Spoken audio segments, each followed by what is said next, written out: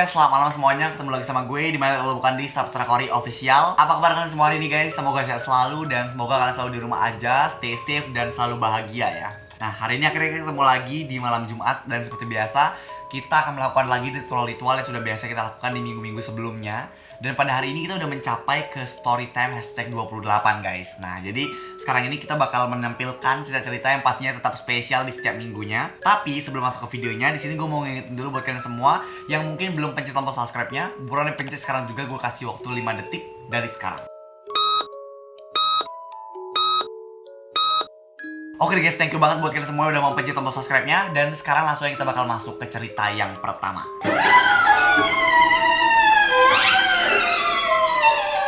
Cerita yang pertama, Kak, saya mau cerita. Perkenalkan, nama saya Reika. Saya pernah mengalami kejadian yang agak menyeramkan. Agak atau yang benar-benar menyeramkan, mari kita lihat. Jadi saya lagi di asrama dan saya waktu itu sedang tidur. Jadi tempat tidur itu 2 tingkat. Terus saya melihat teman saya yang bernama Nina sedang memakan permen yang ada di laci saya. Terus saya sadar kalau dia sedang memakan permen saya. Terus teman saya yang bernama Nina itu menoleh ke arah saya. Setelah itu dia menaiki tempat tidur saya dan dia mengguncang tempat tidur saya. Kemudian dia pun turun dari kasur saya dan terus melanjutkan makan permen itu. Hah? Aneh banget anjing. Setelah pagi harinya saya tanya kepada Nina. Ternyata dia sedang tidak di asrama. Dia sedang pulang kampung. Buset. Terus itu yang makan permen terus naikin lu siapa? Aduh, ternodai setan badan lu. Ya ampun Nina, mana serem banget lagi namanya Nina. Oke.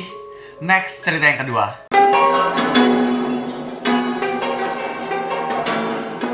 Cerita yang kedua dari salah satu followers aku juga, namanya itu adalah Mia. Assalamualaikum Kak Kori, nama aku Mia. Aku mempunyai cerita horor yang aku alami sendiri. Waduh. Jadi saat aku kecil aku pernah tertabrak mobil. Oh my God, serem banget. Lebih serem daripada ketemu setan, tertabrak mobil. Dia pernah tertabrak mobil bersama teman masa kecilnya saat umurku sekitar 4 atau 5 tahunan. Saat itu aku bermain pasir bersama teman masa kecilku di pinggir jalan. Lalu main pasir pinggir jalan. Orang-orang lain main pasir tuh di pantai. Lu pinggir jalan pasir apaan? Pasir ajaib, lu main di pinggir jalan. Jangan yang benar-benar aja deh. Saat itu tiba-tiba saja ada mobil yang seperti sedang putar balik. Lalu yang mengendari mobil itu tidak tahu kalau ada orang di belakangnya. Oh, jadi kalian ada di belakangnya mungkin ya, terus dia nggak tahu. Nah, saat mobil itu mundur, kami tertabrak dan temanku terlindas ban mobil tersebut dan meninggal.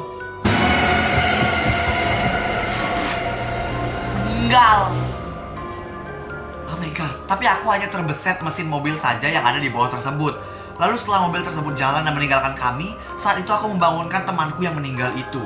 Karena aku kira temanku belum meninggal. Lalu tidak lama kemudian ada orang yang berkerumunan karena kaget. Dan di saat terjadi tersebut, mamaku sedang di rumah Mojosari, Jawa Tengah. Lalu mamaku itu ditelepon nenekku. Dan setelah mamaku tahu aku kecelakaan, mamaku langsung mengajak papaku untuk pulang ke rumah, yaitu di Tulungagung, Jawa Tengah. Lalu setelah sampai di rumah, aku langsung dibawa ke rumah Mojosari, rumah kontrakan mama papaku. Setelah sampai di rumah mama papaku, saat di depan rumah mama papaku melihat seperti ada orang yang lari dan membawa baju daleman mamaku.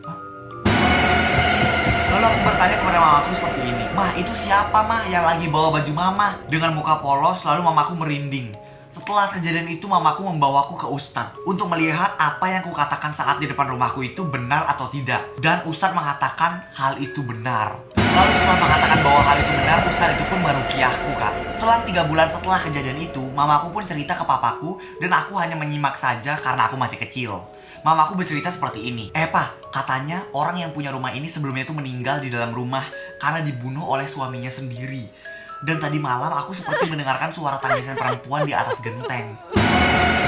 Dan setelah mendengar itu aku kaget dan refleks menangis. Dan sehari setelah mamaku bercerita, 1 minggu kemudiannya aku keluar rumah tengah malam sekitar jam 19.15.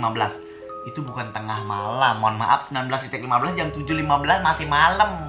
Bukan tengah malam, mohon maaf nih. Saat aku melewati pohon pisang dekat rumahku, aku melihat ada sosok wanita yang menangis di dekat pohon pisang. Dan dia berkata, mengapa engkau membunuhku? Dia pun mengatakan hal itu sambil berteriak. Dan aku pun kaget dan langsung lari masuk rumah. Dan aku pun menceritakan kejadian itu ke mamaku. Dan mamaku pun percaya terhadap hal itu. Karena dia udah tahu kali ya kejadian aslinya kayak gimana. Jadi dia percaya kalau misalnya lu sempat ngeliat sosok wanita itu gitu. Sekian, terima kasih Kak buat Kak Kori kalau misalnya baca pengalaman hororku. Maaf kalau misalnya nggak serem-serem banget. Waduh, ini malamnya udah serem banget, mohon maaf. Apalagi waktu teman masa kecil lo dilindes terus meninggal. Aduh, nggak ngerti lagi sih gue. Oke, kita lanjut ke cerita yang ketiga.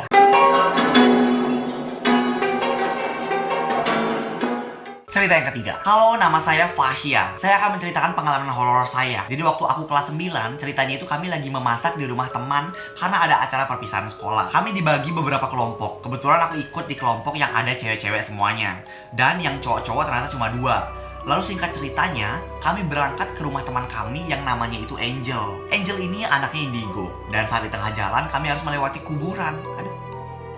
Aduh, udah indigo, rumahnya di kuburan lagi. Dan aku juga udah biasa lewat situ karena di sana dekat gereja dan aku sering pergi ke gereja itu untuk beribadah. Kuburan itu panjang banget Kak, apalagi jalannya itu berbukit. Jadi kami pelan-pelan aja turunnya karena jalannya itu berbatu. Dan tiba-tiba saja pada saat itu ada salah satu temanku yang jatuh karena katanya motornya itu berat banget rasanya. Di sana kami udah mulai takut. Jadi aku langsung suruh teman aku itu untuk nebeng sama aku dan motornya taruh di situ aja. Besok pagi aja diambil.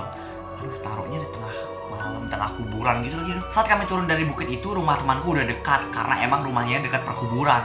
Yang ker banget rumah temen lu. Saat sampai di depan rumahnya, ternyata ibu sama ayahnya itu lagi di luar sambil pakai helm. Oh, berarti dia kayak mau keluar gitu ya. Aku nanya, Om sama Tante mau kemana? Terus mereka menjawab, mau ke pasar buat beli bahan kalian masak. Oh, kami hanya menjawab seperti itu saja. Kami disuruh masuk ke rumah dan di dalam rumah itu banyak banget salib-salib yang ditempelkan dan foto Tuhan Yesus juga ada di situ. Serta ada patung Bunda Maria juga. Memang keluargaku Angel ini adalah orang yang beriman banget. Tiba-tiba kami mendengar ada suara orang lagi mandi sambil bersenandung. Ternyata saat keluar itu adalah Angel. Saat Angel keluar, dia berteriak sambil menutup mataku. Dan teman cowokku kabur dari sana dan duduk di sofa. Karena mungkin dia malu atau apa, tapi kita nggak tahu. Tapi intinya pada saat itu, dia udah selesai beres-beres dan udah pakai baju. Hah? Pakai baju? Mohon maaf, yang telanjang siapa ini? Oh, si Angel kali ya, maksudnya baru selesai mandi. Dia pun menceritakan kenapa dia teriak. Tapi teman cowokku yang satunya itu dilarang untuk mendengar. Jadi kami berbisik-bisik itu Kak ceritanya. Jadi Angel itu teriak karena tadi dia melihat ada hantu di belakang teman cowoknya itu yang berupa perempuan yang senyum sambil goyangin kepalanya. Di situ kami sadar bahwa teman kami ketempelan hantu. Lalu aku pura-pura bilang ke teman cowokku kalau aku mau keluar buat beli pulsa. Padahal aku keluar untuk memanggil pendeta dan menyuruhnya untuk mengusir roh itu. Singkat cerita, rohnya itu sudah keluar dari temanku dan kami pun lega. Kami ceritakan ke orang tuanya Angel tentang apa yang terjadi. Kami pun mulai masak-masak sampai jam 10 malam. Singkat cerita, teman cowokku itu udah lelah karena habis ikut masak, tapi yang ceweknya belum. Nggak tahu juga kenapa mereka bisa sekuat itu, mungkin keturunan Wonder Woman Kak. Nah, saat jam 4 subuh aku bangun untuk kencing. Posisi tidur kami itu, kami tidur menghadap pintu kamar orang tuanya Angel. Dan pintunya itu ternyata kebuka. Dan aku lihat ibunya Angel lagi main HP gitu. Karena udah gak tahan pengen kencing, jadi aku langsung bangun lalu melewati kamar orang tuanya Angel buat ke dapur. Nah, saat aku di dapur dan mau buka pintu WC, teman cewek yang lain bilang, jangan buka, ada orang. Lalu aku nanya, emangnya siapa? Ibunya Angel. Lalu ibunya Angel menjauh dari dalam WC. Bentar dulu ya, tante lagi di dalam, tunggu ya. Lalu aku bingung, terus itu tadi siapa yang aku lihat ya? Aku pun tidak mau menceritakannya ke mereka hingga saat ini. Singkatnya, pagi pun tiba dan kami pun pulang ke rumah masing-masing. Karena jam 9 nanti kami akan merayakan perpisahan. Waduh. Oh my god, ini creepy moment banget antara kayak ketuker orang dan setannya ya. Oke guys, jadi ya untuk episode kali ini, asik episode udah kayak sinetron aja. Oke, storytime kali ini tuh cuma sampai 3 doang. Karena ceritanya itu masih banyak yang belum ketemu yang serak banget gitu. Jadi ini mungkin sampai di cerita ini doang. Dan sebenarnya ada bad news sih guys. Ada bad news untuk story time. Karena mungkin story time di YouTube gue terhenti sampai di part 28 aja. Dan gue gak bakal bikin story time lagi. Tapi kalian harus tungguin. Karena Astungkara di bulan ini atau mungkin bulan depan baru terrealisasikan. Gue bakal buat sebuah konten baru pengganti story time tapi tetap horor juga. Jadi kalian pecinta horor tenang aja karena bakal ada penggantinya dan yang pastinya bakal lebih seru lagi. Jadi tungguin aja. Tapi intinya untuk story time berakhir sampai di story time part 28 ini aja karena 1-2 hal yang udah nggak bisa gue jelasin di sini. ini adalah story time yang terakhir ya di story time ini. Jadi ini benar-benar spesial banget. Makanya tadi di awal gue bilang ini story time yang spesial. Tapi tenang aja karena nanti bakal ada penggantinya, tungguin aja.